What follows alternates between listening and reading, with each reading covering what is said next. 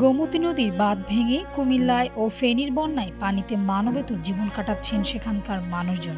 জেলার ১৭টি উপজেলার মধ্যে ১৪টি উপজেলাতেই ভয়াবহ রূপ নিয়েছে এই আকস্মিক বন্যা। জেলায় ১২ লাখ মানুষ পানিবন্দী অবস্থায় জীবনযাপন করছেন। এখন পর্যন্ত কুমিল্লায় বন্যার পানিতে ১৫ জনের মৃত্যুর খবর নিশ্চিত করেছেন সংশ্লিষ্ট উপজেলা নির্বাহী কর্মকর্তারা। এদিকে কৃষি সম্প্রসারণ অধিদপ্তর জানায়, বন্যায় কৃষি বিভাগের ৮৪৮ কোটি টাকার ক্ষয়ক্ষতি হয়েছে। প্লাবিত হয়েছে ৬৩,৭৯৪ হেক্টর ফসলি জমি। উপজেলা প্রশাসন জানায়, কুমিল্লায় মৃত ১৫ জনের মধ্যে বুড়িচং উপজেলায় শিশুসহ ৪ জন, তিতাসে ২ জন, নাঙ্গলকোটে ৩ জন, লাকসামে ৩ জন এবং মুরাদনগর, মনোহরগঞ্জ ও ব্রাহ্মণপাড়ায় ১ জন করে মারা গেছেন।